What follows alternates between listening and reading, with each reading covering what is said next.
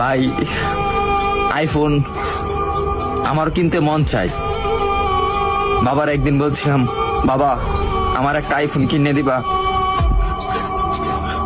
বাবা আমার দিকে তাকিয়ে বলতেছে, বাবা তোর একটা ফোন কিনে দিতে খুব ইচ্ছা করে, কিন্তু আমি 400-500 টাকা কামাই করি, রিক্সা চালাই, তোর আইফোন কিভাবে কিনে দেই? ভাই কথাগুলা আমার জন্য বলতেছি না, আমার মতন হাজারো মধ্যবিত্ত ছেলে আছে তাদের জন্য বলতেছি। আরে ভাই আমার আইফোন আছে সেটা আমি মানি, কিন্তু সবার তো আর আইফোন নাই।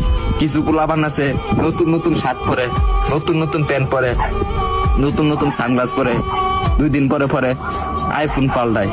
তাদেরকে উদ্দেশ্য করে বলতেছি, ভাই আমরা গরিব মানুষ, ভাই আমরা দিনের না দিন খাই, আমরা আইফোন কিনবো ভাই, কারণ 3 বেলা তো ঠিক মতন খাইতে পারি না।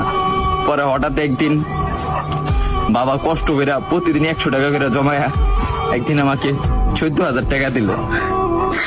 14,000 টাকা দেওয়ার পরে একটা আমি 6S কিনলাম। 6S কেনার পরে আমি ভিডিও শুরু করলাম।